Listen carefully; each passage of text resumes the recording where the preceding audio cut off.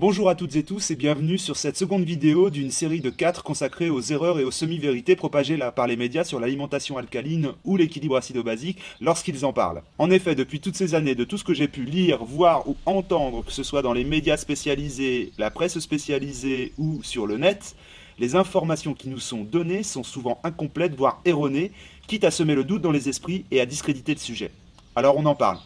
A tout de suite après ça.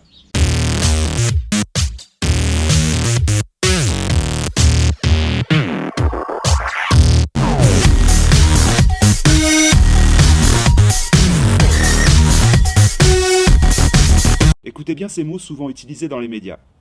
Le régime alcalin, un classique.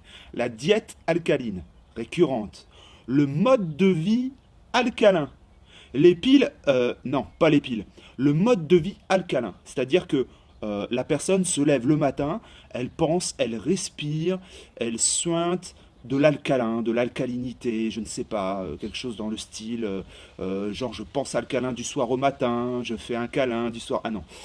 Bref, mode de vie alcalin, faudra m'expliquer plus en détail. Si c'est juste parce qu'on a une hygiène alimentaire ou une hygiène de vie qui tend vers l'alcalinisation de son corps, je suis d'accord, mais de là à parler de mode de vie, je trouve ça abusif. D'ailleurs, je n'en parle pas, ou très peu. Ou si c'est le cas, c'est une erreur, faut relire tous mes articles et me le dire. Mais revenons au mot régime. C'est vrai qu'en alimentation comme en politique, on emploie le mot régime à toutes les sauces, si je puis dire. Donc du coup, c'est un mot galvaudé qui ne veut plus rien dire, et lorsqu'on dit régime alcalin, on renvoie le fait de chercher à optimiser son équilibre acido-basique à un énième régime que l'on peut faire pendant 2 mois l'été pour entrer dans son maillot de bain, comme je vous le disais dans l'intro. C'est bien le problème. Ça relègue le fait d'avoir une alimentation alcaline à quelque chose qui perd son sens. C'est ni une diète ni un régime, comme je vous le disais auparavant. L'image de régime est souvent renvoyée à quelque chose que l'on fait temporairement avant de reprendre ses vieilles habitudes alimentaires et de revenir à une alimentation qui est délétère pour notre corps, c'est-à-dire plutôt néfaste, qui va plutôt nous acidifier. Alors qu'au contraire, l'alimentation alcaline ne se prévoit pas à court ou moyen terme, mais plutôt au long terme pour justement permettre à notre corps, avec ces nouvelles habitudes alimentaires et cette nouvelle hygiène de vie, d'avoir les nutriments nécessaires et les armes nécessaires pour se défendre, avoir une meilleure santé et être plus résistant à la fatigue, au stress et aux aléas de la vie. Être moins stressé, se réveiller plus tôt du bon pied et prendre le petit-déj en famille, prendre le temps de ce petit-déj en famille, accroître sa vitalité, améliorer ses performances professionnelles et personnelles, lâcher le futile pour l'utile. Qu'on le veuille ou non, ce sont quand même des émotions et des sensations qui sont bien agréables à éprouver, non ? En plus, améliorer sa santé modifie les relations qu'on a aux autres, éventuellement notre carrière professionnelle et indéniablement notre budget.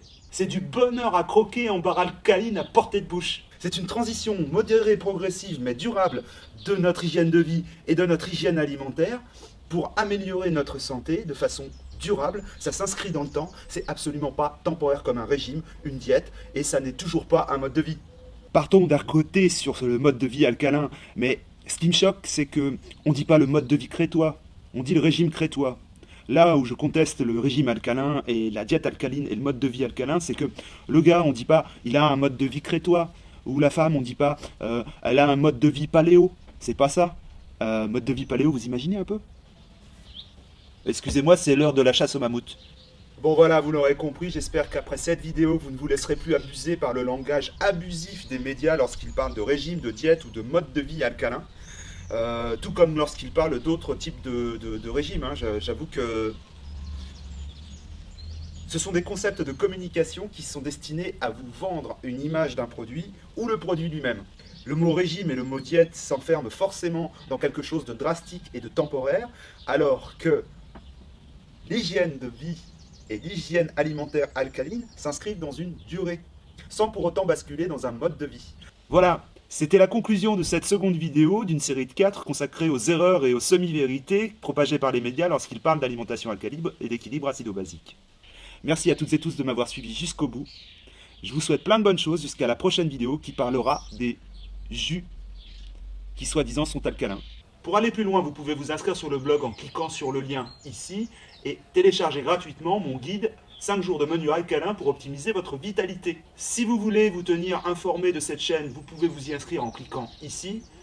Et si vous voulez voir la vidéo précédente, cliquez sur le lien qui vient d'apparaître sur votre écran.